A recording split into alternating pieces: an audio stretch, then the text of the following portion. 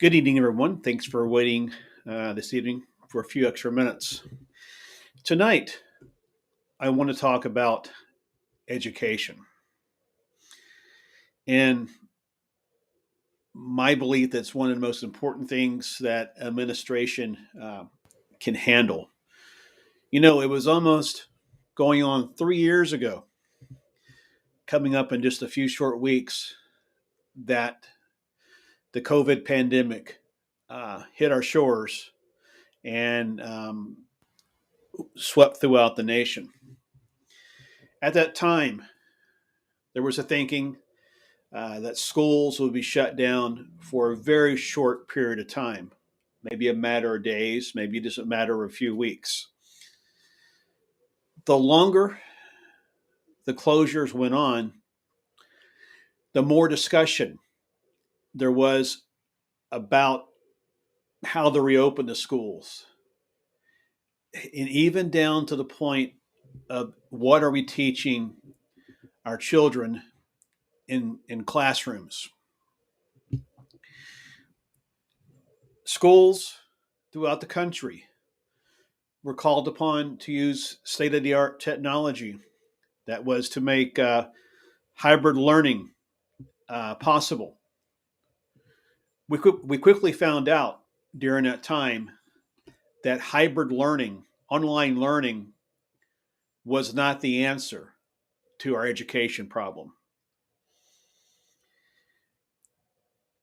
We found out, at least in my home state of Texas, through uh, benchmark test and through standardized test, that through the early days of the pandemic, the math and science scores of our students dropped between roughly around 5 to 7%. We realized again that online learning was not the answer and that we needed to reopen our classrooms, which we did safely, I may add.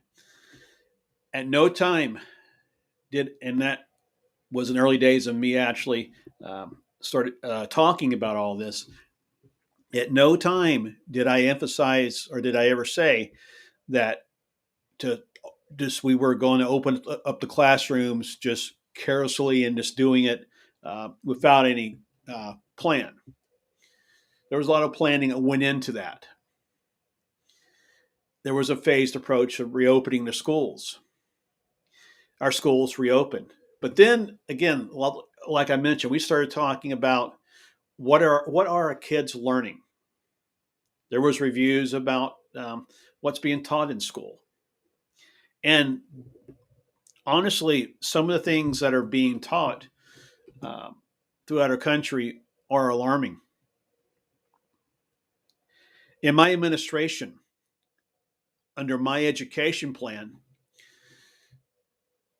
a child will go to a public school and he or she will learn math, they will learn science, they will learn history. Now, there's been a lot of talk about presenting a certain side of history. Under my administration, we will present United States history. Our our our country has a history, the good, the bad, and the ugly. But it's got to be taught. By teaching the things that happened in our nation that were wrong, that we admitted that was wrong. By teaching that, we make it more difficult for the next generation to repeat the same mistakes. We need to see a more emphasis on the teaching of civics in our schools. You know, every day in classrooms throughout this country, there are future congressmen, there are future judges, there are future senators, there are future presidents. The only way they achieve those goals and those dreams is by getting a solid education and a solid foundation. Now, brings me to the main point of tonight's discussion. How many of us in this room tonight remember the television show West Wing?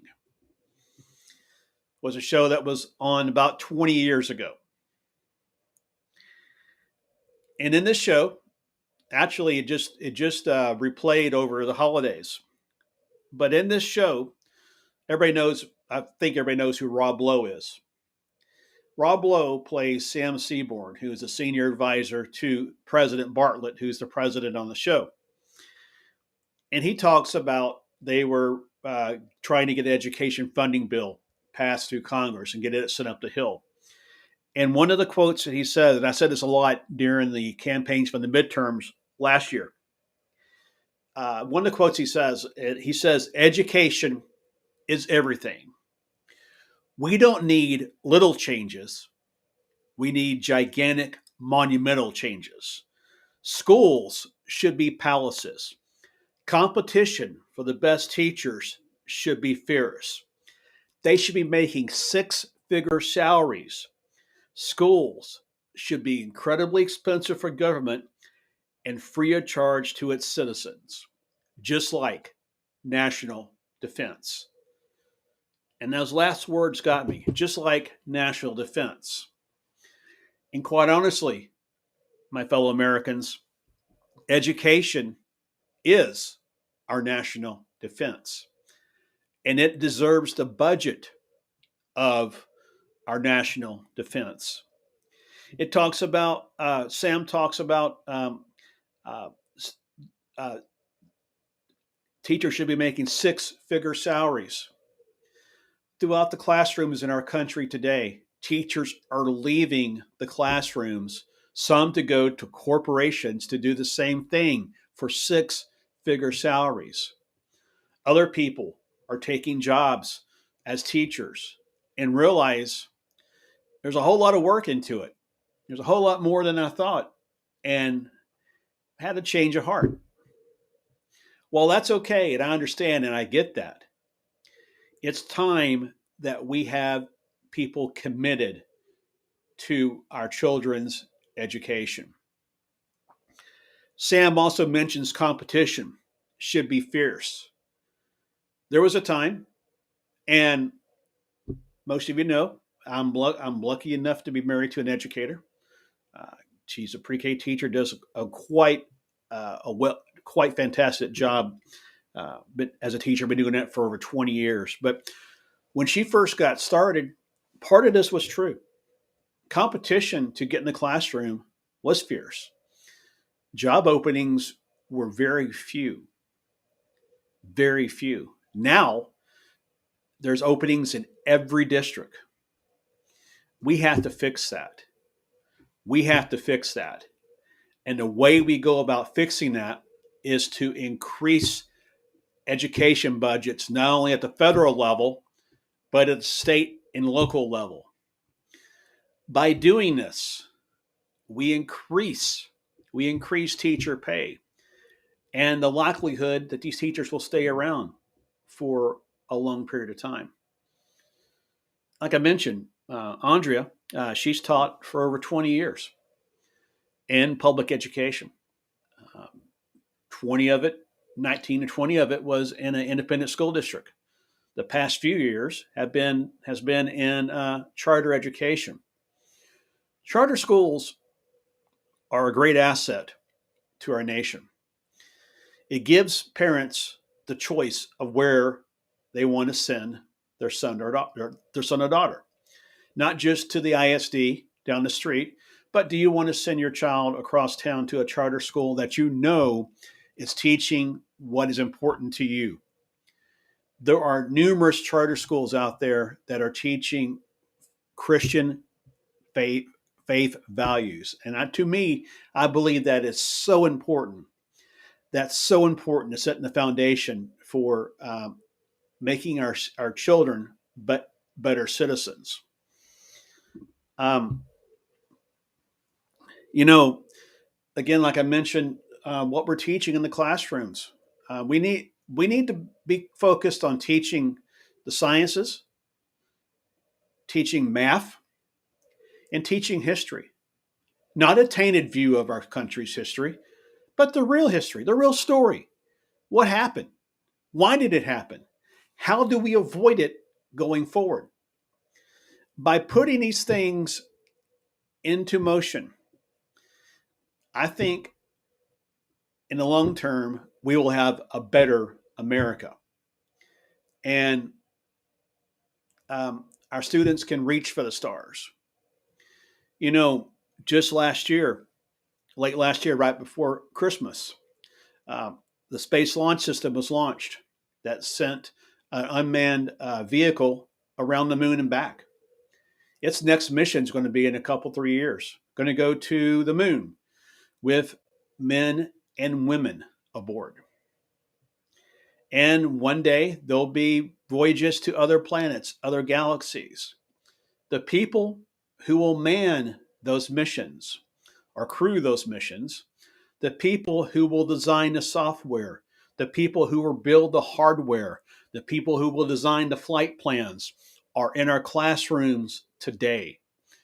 We owe it to them to get them prepared for what is I've heard this called a lot of times this referred to as the Mars generation for many, many years. But let's get this Mars generation ready to go to tackle the missions ahead. And it's these kids that are in our classrooms today that will solve tomorrow's problems only if they have a good solid education. This is what I'd like to see our Congress this year look at both on a state and a national level is improvements in our education program. I know I'm going to work hard at it, seeing that congressional delegations are informed of what my plans, what my goals are, and I want to see a sound education bill uh, put to the president's desk by the end of this session. I really do, and not only in Washington, but I want to see it state and local level too. Like I said, we owe this to our kids. We owe this to our kids. They are our future, and so by doing this, we are guaranteeing our nation's bright future. Once again, thank you all very much for staying, and I really appreciate it. Thank you, guys. Thanks.